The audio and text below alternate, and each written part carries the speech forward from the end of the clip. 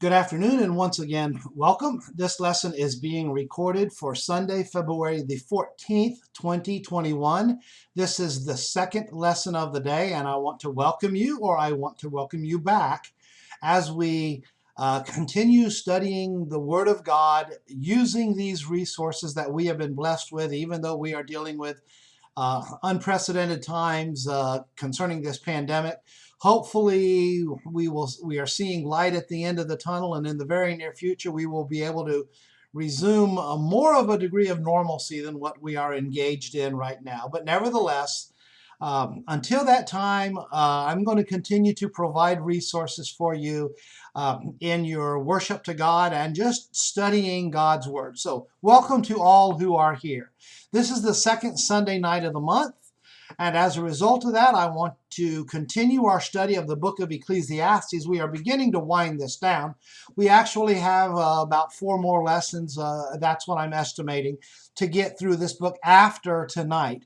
But we want to continue dealing with the book of Ecclesiastes, and we are actually in chapter 10 this evening. In chapter 10, where we are going to begin our examination in verse number 11. Now, in our last study, we noted that we are in the midst of dealing with various miscellaneous thoughts. This is the part of the book of Ecclesiastes that is very much like the Proverbs, but there is some continuity associated with the various sections, even though Solomon gives just observation after observations. In many instances, they can very much be tied together. And we noticed several of those in the first 10 verses of chapter 10 last month.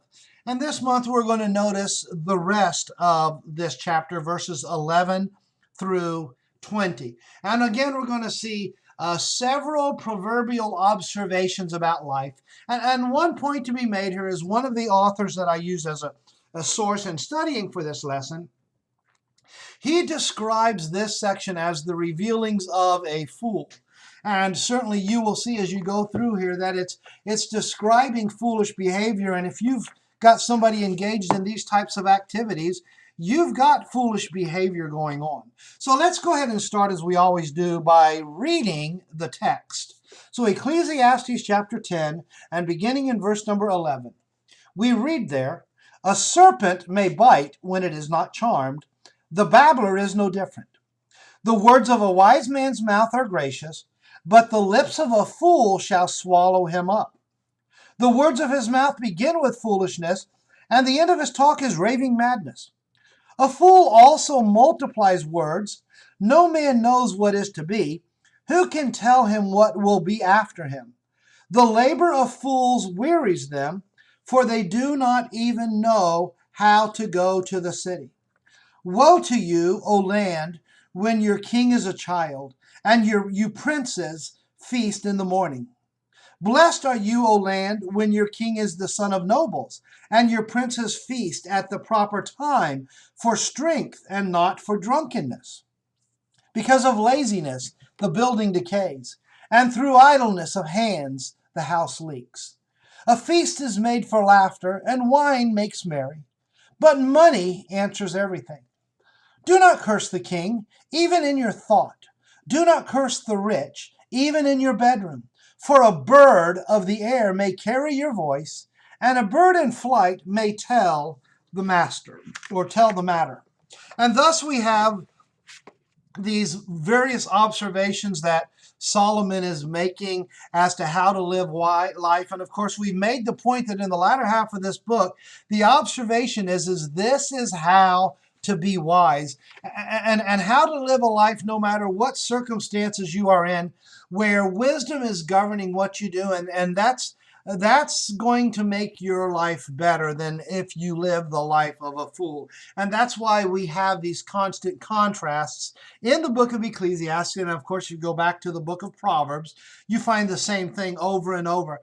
The wise man and the foolish man are contrasted with each other. But let's go ahead and get started with our text in verse number 11. And as we lead into that, actually about the first 4 verses of this text are dealing with the tongue, and you may actually add verse 15 to this, as we'll see when we get there. The Bible continually warns us about the importance of controlling our tongues. Over in James chapter 1 and in verse number 19, we are told there that we are to be swift to hear and slow to speak and slow to anger. I'll have more to address on that a little later on. And then, of course, there's James chapter 3, where the first 12 verses, James warns about the dangers of the tongue. And he warns, let not many of you be teachers, you will receive a stricter judgment. And he goes on and he warns of how the tongue can do great damage. And even though it's a small member, it can do great things. And he talks about consistency with the tongue, which is a little bit of what Solomon deals with in the text that we are addressing here in chapter 10. So let's go ahead and get started what he has to say. In verse number 11, we read here, "A serpent may bite when it is not charmed.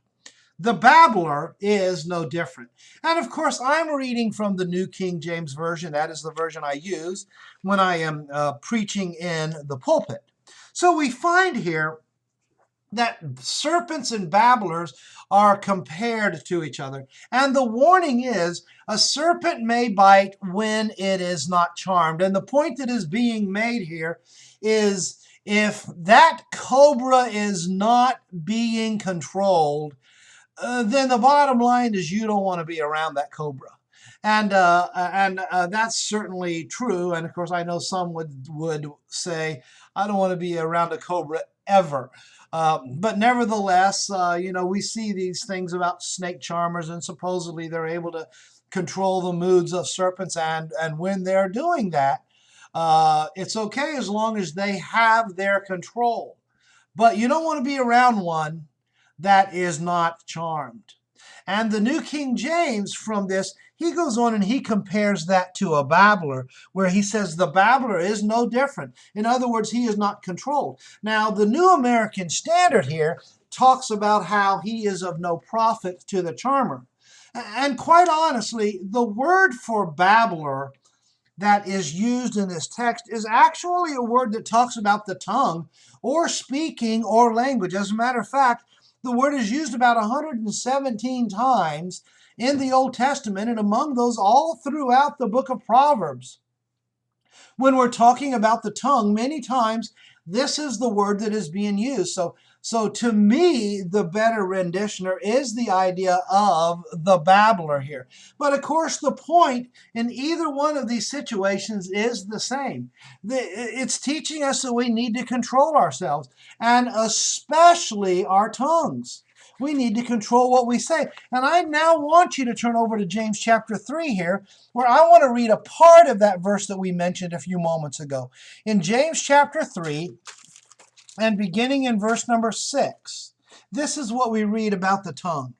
It says, "The tongue is a fire, a world of iniquity. The tongue is so set among our members that it defiles the whole body and sets on fire the course of nature, and it is set on fire by hell. For every kind of beast and bird, of reptile and creature of the sea is tamed and has been tamed by mankind. But no man can tame the tongue. It is an unruly evil, full of deadly poison." And I point to that verse because here you have the idea of the tongue's deadly poison. Well, what is a snake that is uncharmed? If you're talking about a cobra here, and that cobra bites you, you're in trouble. Well, the same thing is true with a babbler, because he fails to control his tongue. So that's the warning that you have taken place in that verse. And then in the next verse, we find there in verse 12, he says, "The words of a wise man's mouth are gracious." So here we have the contrast between the wise man and the foolish man. And he begins by observing that a wise man, he's someone who is gracious with his words. Or another way of saying that is, he controls what he says. He controls his tongue, and he chooses his words wisely. What are gracious words? Well, that would be compliments. That would be somebody who, when they are rebuking you, they do it with love and with accuracy. That would be somebody who is seeking to encourage you. That would be somebody who looks for the best in a situation. Somebody that is looking for solutions when conflicts arise. This is somebody that is willing to yield in his conversation with others. If you go back over to James, after James talks about the tongue, one of the very next things that he talks about is he contrasts the wisdom of this world with the wisdom that is from above. And he says in verse 17, the wisdom that is from above is first pure, then peaceable, gentle, willing to yield, full of mercy and good fruits, without partiality and without hypocrisy. So he describes this wisdom from above. It's pure and it's gentle and it's willing to yield when necessary. That's gracious words. And Solomon talks about how the gracious words are what proceed from a wise man's mouth. But contrast that with the babbling fool.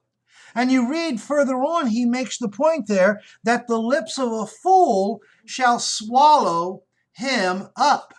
In other words, while the wise man is gracious with his words, the foolish man is careless. And his words are often words of self-destruction. He speaks and he doesn't think about what he's saying. He speaks crudely. He is somebody who speaks without weighing consequences. This is one whose words are full of insults and profanities and lies. And maybe it involves gossip or just bragging about himself. And I'm going to talk more about that as we go through the rest of these verses here. This is somebody who he just talks too much and he reveals too much. And he might have heard something about somebody else that ought to be a secret, but he doesn't keep it to himself. This is somebody who has an unrestrained tongue. This is somebody who cannot be trusted. Somebody who the way that he speaks, you resolve, you know what, I've told him the last thing I'm going to tell him. Because you can't trust him to keep his word. The book of Proverbs deals with these types of things continually. Just a couple of Proverbs from Proverbs 10. You read there in verse number 8. It says, the wise in heart will receive commands, but a prating fool will fall. And the idea of a prating fool is somebody that he just rambles on, says nonsense and so on. In verse 14, we read there, wise people store up knowledge, but the mouth of the foolish is near destruction. And in verse number 21, you read there, it says, the lips of the righteous feed many, but fools die for lack of wisdom. So over and over you have these warnings about the foolish and the things that they say and how they do damage to them. And that's the point when he says the lips of a fool swallow him up. They expose him and they get him into trouble and they can even destroy him. And that's the warning that is being given here. As a matter of fact, in verse number 13, Solomon continues to emphasize that, where he says the words of his mouth begin with foolishness, and the end of his talk is raving madness. And you find the point here is that they don't get any better. His words, they just keep getting worse and worse. I think of somebody who he has uttered foolish things in whatever way, and it started to get him in trouble. But rather than apologize and rather than back off, he just says more. And he tries to defend what he says. And by the time he gets done, what he is saying toward the end is just absolutely more ridiculous. We sometimes hear foolish conversations all the time, and this is even among our political leaders and in other places. And when they're called to the carpet for something that they have said or some view that they have, and they're exposed for hypocrisy or the corruption that's associated with it or some failure, rather than admitting they've got a problem, they cover it up. And the way they cover it up is they ramble. They say something else, and usually what they say afterward is worse. So you've got somebody caught in a lie, and the way that they cover it up is with an even bigger lie. And it just keeps going on and on. And if somebody is wise and they are caught in their words, it eventually leads to their destruction. Somebody who is engaged in a religious debate, as an example of this. How often is it when somebody is losing the debate, rather than concede, even concede that they are wrong on a particular point, they will engage in what we call logical fallacies. And basically what that means is they start saying things that are not true to the debate, or true to the discussion. They're giving false arguments. For example, you might hear of the ad hominem attack. And what that means is, rather than dealing with the argument, they start attacking the individual. They start attacking their opponent, trying to attack who he is and attack his character, rather than dealing with what he says. Those are dishonest things. And those are things that show raving madness. They show that you don't know what you're talking about. And that's the point that we have going through these verses. As a matter of fact, in verse number 14, we read here, a fool also multiplies words. No man knows what is to be. Who can tell him what will be after? Think about this. So you've got the idea of one, it says he multiplies his words, and that's what we're talking about. He just keeps on talking. He doesn't stop. Rather than, quitting before he gets further behind, he just keeps on going.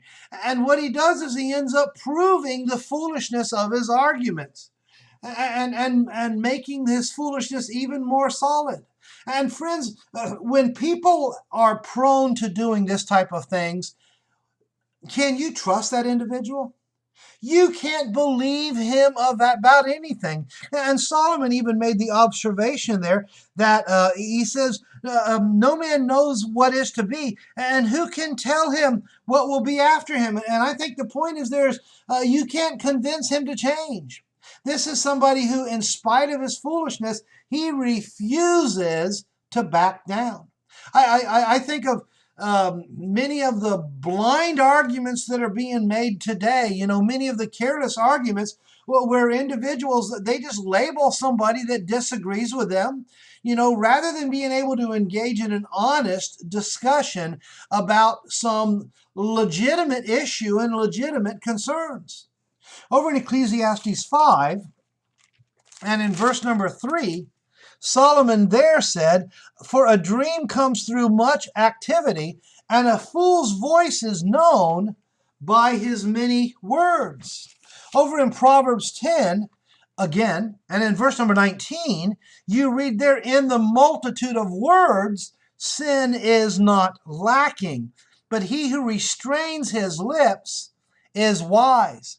Notice he says, in the multitude of words, there's a good chance that there's going to be sin. and then I love Proverbs 17, in verse number 28. Proverbs 17 and in verse 28 tells us, even a fool is counted wise when he holds his peace. When he shuts his lips, he is considered perceptive. In other words, as we use the expression, better to say nothing and let one think you foolish than to open your mouth and remove all doubt. That's something we need to think about. And that goes back to James 1, where James there warned, let everyone be swift to hear, slow to speak, and slow to anger. And that describes what we need to be doing. We need to be careful, and we need to listen before we speak. Weigh our words. And that's the point that is being made there. The fool doesn't do that. And that's the warning. And that brings us to verse number 15. And this is acknowledged as a difficult verse. And you can see by reading it, and it's kind of hard to figure out exactly what he means. And what we mean by that is there's multiple possibilities to what is being said here, where he makes the point that the labor of fools wearies them, for they do not even know how to go to the city. And I want to tell you right now is one reason I see that this verse is difficult is because if Solomon is addressing the fool, productive work is something that would be illogical where he is concerned. As a matter of fact, as you go through this list, you find the behavior of foolishness where work is concerned. So that's one of the challenges that we deal with here as we are looking at the labor of fools. But there's potential answers to what is being said here. He makes the point that the labor of fools wearies them. Could this be a continuation of dealing with the tongue? In other words, his hard work is with his tongues. Or with his tongue, with what he says. He just keeps opening his mouth and he's working hard to dig himself deeper into the hole that he is already in. The fool is somebody, he will prattle on and on.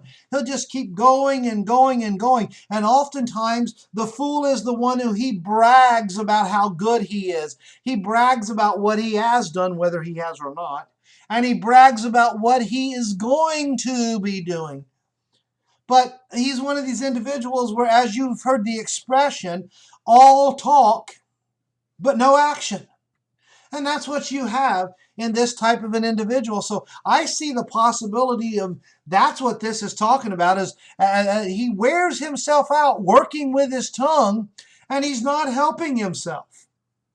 And all he does is talk, wearing himself out, bragging about it. And let me give you an example of that.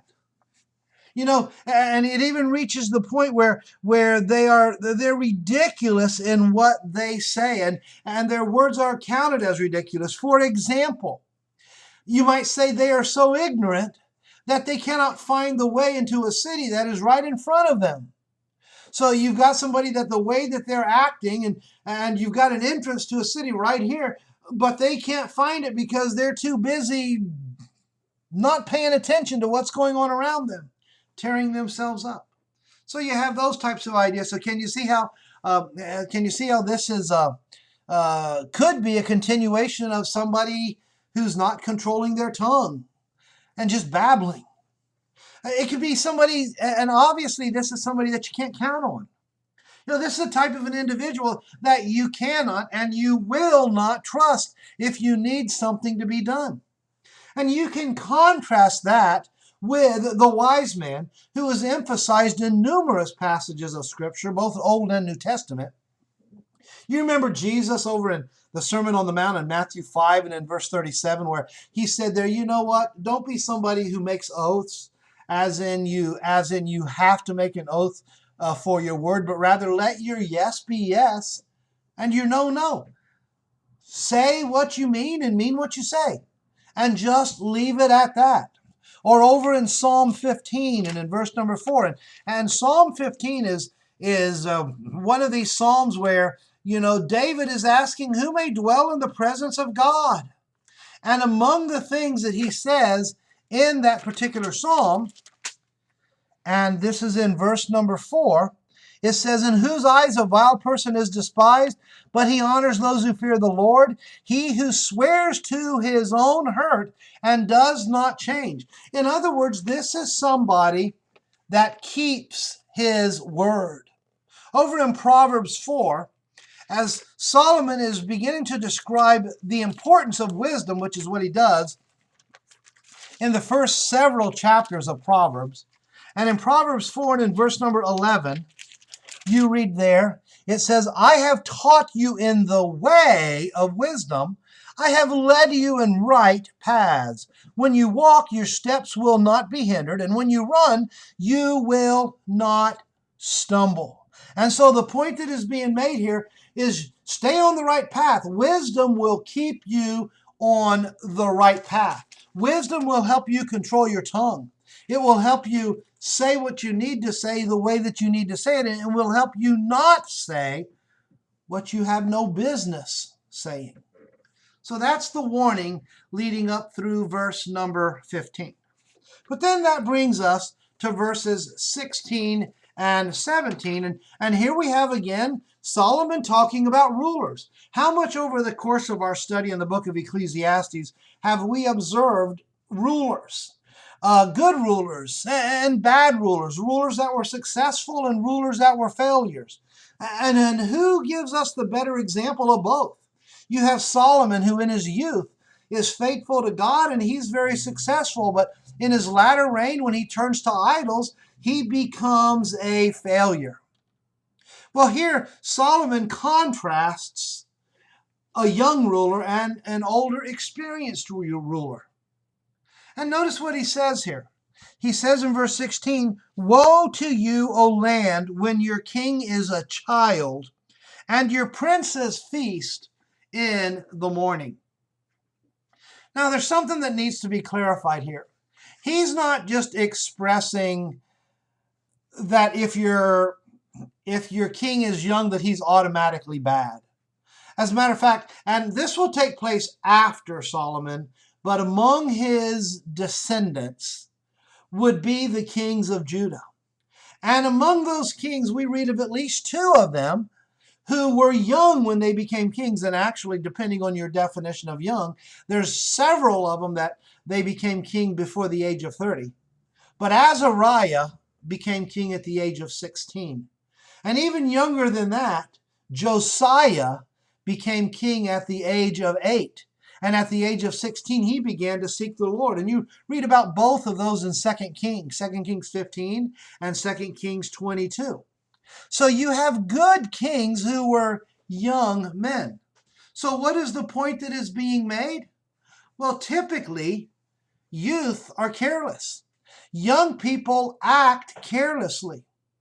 And they're always inexperienced. And they're more prone to acting foolishly.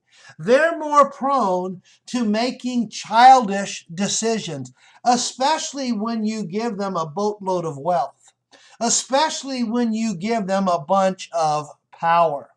You know, I think about Rehoboam, the son of Solomon, who he listens foolishly to his young advisors, and he loses the kingdom. He loses most of the kingdom as a result of that.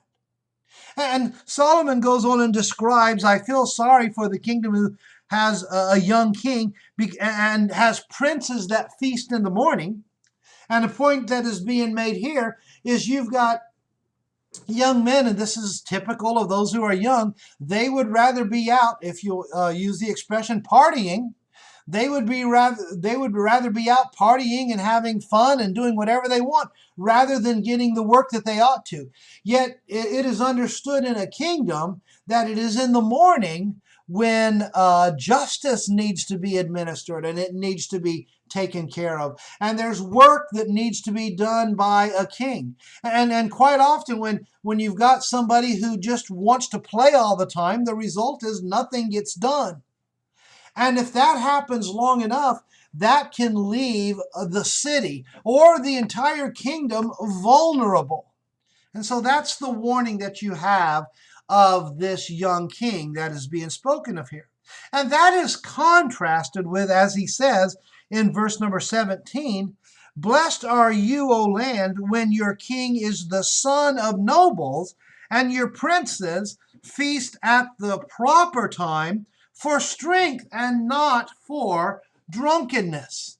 Seems to be the implication of the young king with his princes partying in the morning, that they're getting drunk and all they're doing is thinking about having fun for themselves. Where here Solomon talks about those who are raised by nobles. And the point is they're taught how to lead. They're taught how to rule by if their father is a wise king, if he is a wise ruler, he's going to teach his children to act in wisdom as he takes over the throne after him as he goes into a leadership position. And he's going to groom him so that he will do that. And he will take his role seriously. Again, I think about Solomon as he began reigning. Remember Solomon when the Lord appears to him because of David and says, I'll give you whatever you want. And Solomon says, you know what? I need wisdom. I'm young and inexperienced, and I need wisdom. What a wise thing to say. What a humble thing to say. And blessed is the nation when a king is like that. And he talks about they do feast, because of resources. They have the ability to feast. Great, nothing wrong with that. But they do it at the proper time. And you'll notice it says they do it in verse 17 for strength and not for drunkenness. In other words, they control themselves even as they are feasting. And you might say here that you've got a leader. He may be young and he may be inexperienced, but he realizes it. And as a result of that, what he's going to do is he's going to surround himself with wise advisors.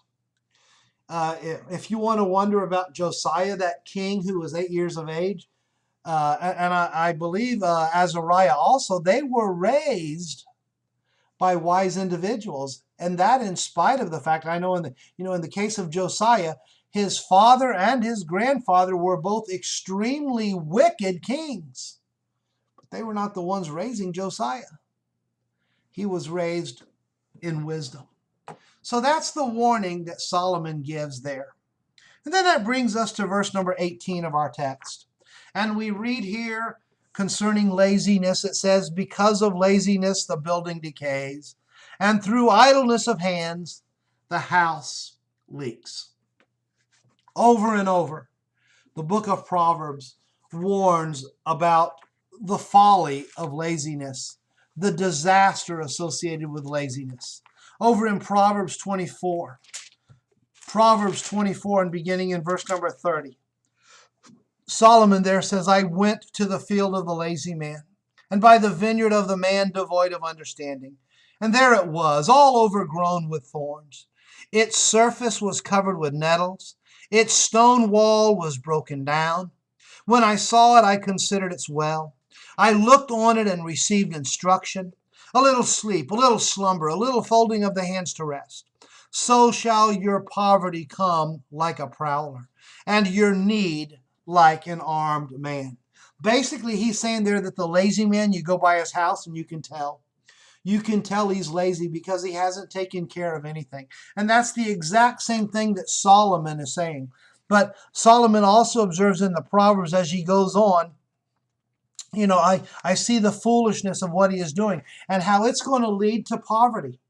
It's going to lead to poverty in his life because of his laziness. And there's multitudes of other proverbs that you could look at that warn against the slothful type of behavior. Well, going back to our text, here you find that because of laziness, the building decays. And because of laziness, the roof of the house, is leaking when it rains. Almost always, and I know there may be exceptions to this, but the outward appearance of a home is a pretty good indication of the inward character. And a home that is well kept, that is kept painted and whatever needs repairing, and the flower beds are maintained and the yard is maintained, those types of things, it's a pretty good indicator that you've got somebody that's got a little bit of responsibility. And that they're organized and that they care about appearances. They care about themselves and so on. And you've got somebody that's industrious, able to take care of what needs to be taken care of. But then you've got the neglect.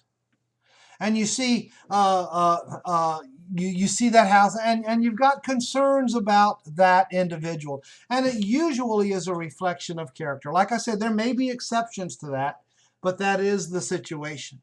But I also think about what Solomon is saying here when he says the building decays and the house leaks. Consider that when we neglect things that need to be taken care of, you're going to have problems.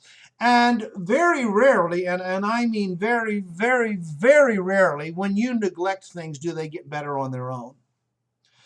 Typically they get worse. And that's the warning we need to consider. Think about a roof.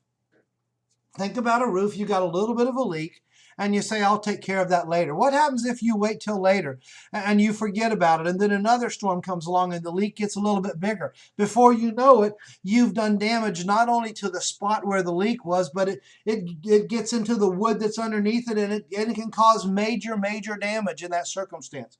But this applies to roofs, but I also think it applies to leaks in our lives. If we don't take care of our lives, if we don't take care of ourselves spiritually, and when we spot problems, if we ignore those problems, they're going to get worse. Friends, if you do not shore up your faith, in time your faith is going to fail. So that's why we need to take care of things now before it's too late. And that's the warning of Solomon. Verse 19. He says, a feast is made for laughter, and wine makes merry, but money answers everything. And again, this is a very, very challenging verse. And one of the reasons this verse is challenging is because Solomon says here that money answers everything. And we know that that's not true. We know that money is not the answer to everything. As a matter of fact, Paul warned in 1 Timothy 6 and verses 9 and 10, the love of money is the root of all kinds of evil. We read in verse 17 about the deceitfulness of riches. We've emphasized this throughout the book of Ecclesiastes. And so obviously, even the writer here, he understands that money is not the answer to everything. But what's the point that he is making then?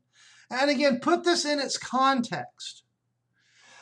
It could be pointing to the fact that there's a realization that everything has a cost attached to it.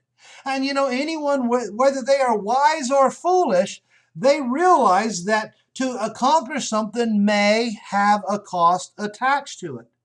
Now, what about the foolish individual? He talks about how the feast is there for laughter and wine for making merry. And I think we need to tie these two phrases to this idea that he makes here. Money answers everything. And how often is it the fool thinks that money is the answer? The fool who has all kinds of wealth, he might think that he can do whatever he needs to do. It is often the wealthy who think that they do not need God. And they think that whatever they need, they've got the money to buy it. He thinks that he can buy his way out of whatever trouble he gets into.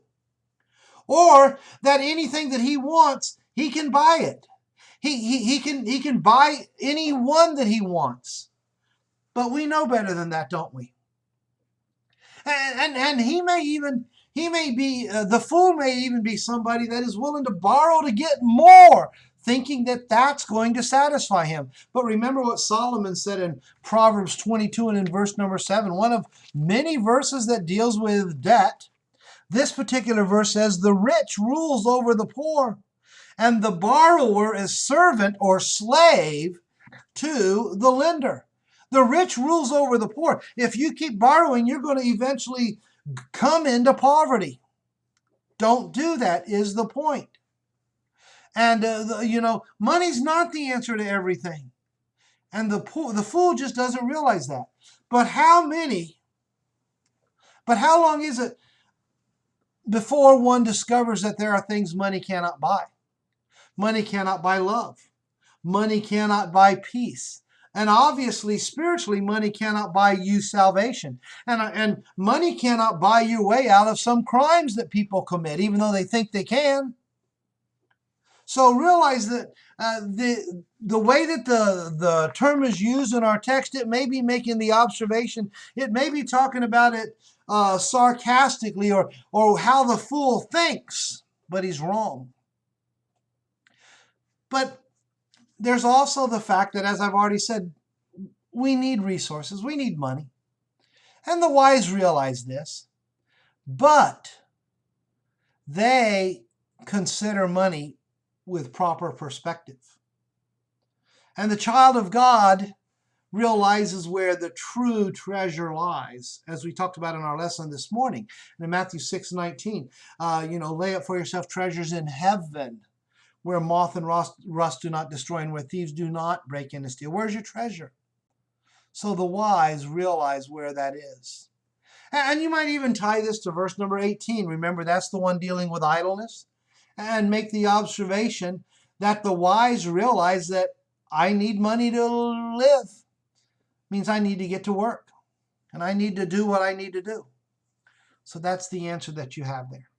And that brings us to our final verse, verse number 20, where Solomon says, do not curse the king, even in your thought. Do not curse the rich, even in your bedroom. For a bird of the air may carry your voice, and a bird in flight may tell the matter. What a powerful thing to consider. We need to be reminded, even as Christians, of our responsibilities to our leaders. And there are many who struggle with this, especially when you're dealing with wicked leaders. In 1 Peter 2 and in verse number 13, you read in that text, submit yourselves to every ordinance of man for the Lord's sake, whether to the king as supreme, or to governors, or to those who are sent by him for the punishment of evildoers, and for the praise of those who do good. And he goes on in verse 17 and says, honor all people, love the brotherhood, fear God, and honor the king. The godliness of the leader in this text is not specified. We're just told to honor the king. And I think we need to think about that even when we're in private. We may be frustrated with our leaders and we may despise them for what they stand for, but we need to be careful and not to be bitter. We need to check our attitude. In 1 Timothy 2, verses 1 through 3, Paul there urged Timothy that intercessions and prayers be made for all men, for leaders, for those in positions of authority, that we may lead a quiet and peaceful life. Matthew 5 talks about loving your enemies and praying for those who persecute you and spitefully use you. That needs to be the attitude that we have in dealing with others. And the same may apply to the wealthy. The wealthy may not be the most virtuous individuals in society, but I'm going to tell you right now, they're the ones who keep society going. They're the ones who provide jobs for other individuals. You watch your mouth where they're concerned and let God take care of whatever wickedness is there. Leave it in his hands. As he said there in the book of Romans, in about chapter 12, vengeance is mine, I will repay. Let him take care of that. Why? Because a bird may carry your voice. Bitterness often leads to the slipping of the tongue. When somebody gets angry enough, things that they've been holding in, it may all of a sudden come out. And you may be in trouble because of that, depending on who you say when you snap, or who you are talking about and who you say it to when you snap. Words have a way of getting out. I think about social media today and how people use social media as a format for their venting.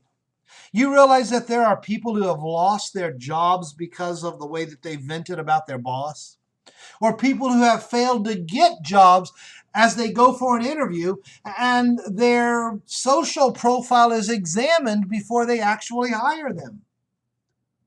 So realize that you can be bitter all day long, but it can backfire on you.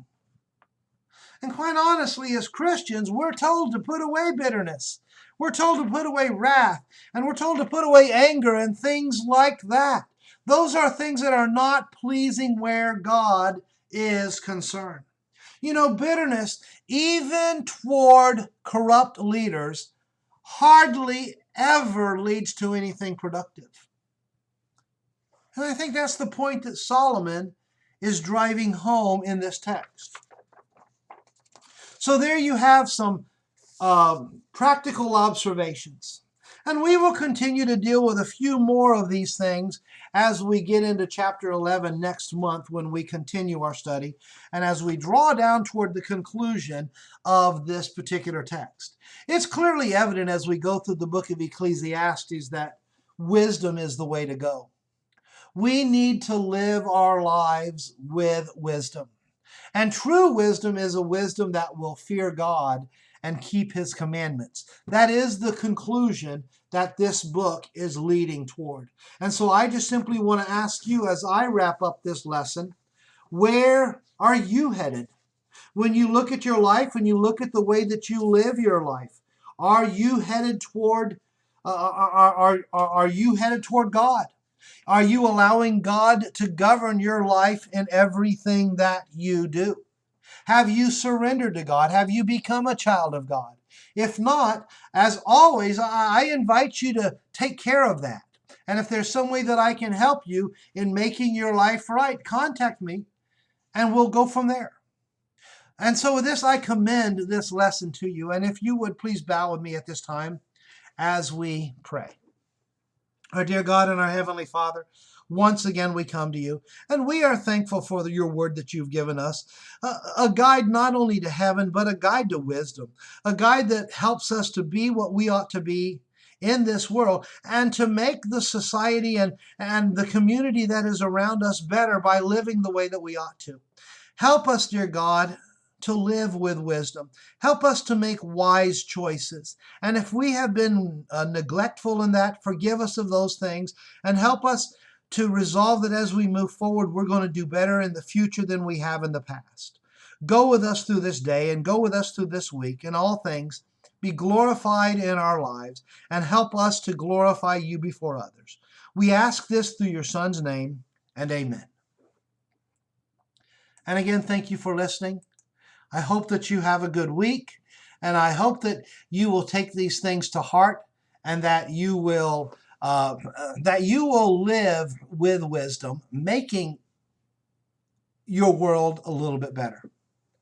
And until next time, have a good day.